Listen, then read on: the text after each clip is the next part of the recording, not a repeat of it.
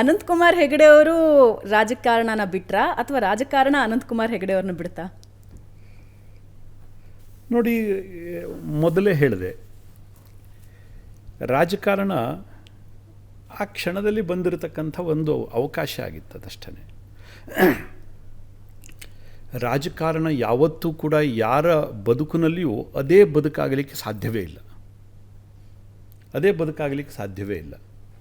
ಆ ಥರ ಯಾರಾದರೂ ಅಂದ್ಕೊಂಡಿದ್ದಿದ್ರೆ ಹುಟ್ಟುವಾಗಲೇ ರಾಜಕಾರಣಿಯಾಗಿ ಹುಟ್ಟುತ್ತೀನಿ ಮತ್ತು ಸಾಯೋ ತನಕನೂ ರಾಜಕಾರಣಿಯಾಗಿ ಸಾಯ್ತೇನೆ ಅನ್ನುವಂಥ ಭ್ರಮೆಯಲ್ಲಿ ಅವರು ಇದ್ದಿದ್ದರೆ ಖಂಡಿತವಾಗಿ ಅವ್ರ ಬಗ್ಗೆ ನನಗೆ ಹೇಳಲಿಕ್ಕೆ ಏನೂ ಇಲ್ಲ.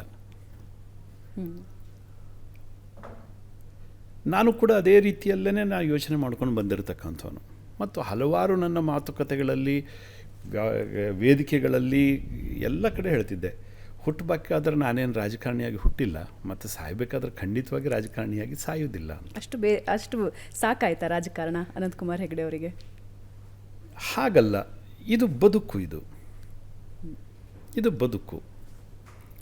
ನೋಡಿ, ಒಂದು ಬದುಕು ಎಷ್ಟು ವರ್ಷ ಇರುತ್ತೆ? ಒಂದು 20 ವರ್ಷ ಗೊತ್ತಿಲ್ಲದ ಹಾಗೆ ಕಳೆದು ಹೋಗುತ್ತೆ. ಕೊನೆಯ ಒಂದು 20ರಿಂದ ಹೆಚ್ಚು ಅಂತಂದರೆ ಒಂದು 60 ವರ್ಷದ ತನಕ ಸಾಧನೆಯನ್ನು ಮಾಡ್ಬೋದು. ಒಂದು 40 ವರ್ಷಗಳ ಅವಧಿ ಸಿಗುತ್ತೆ. ಬೇಡ, ಇನ್ನೂ ಸ್ವಲ್ಪ ಅತಿ ಆಸೆಯನ್ನು ಬದುಕಿನ ಬಗ್ಗೆ ಇಟ್ಟುಕೊಂಡು ಗಟ್ಟಿಯಾಗಿದ್ದರೆ 70 ವರ್ಷದ ತನಕ ಸಿಗ್ಬೋದು.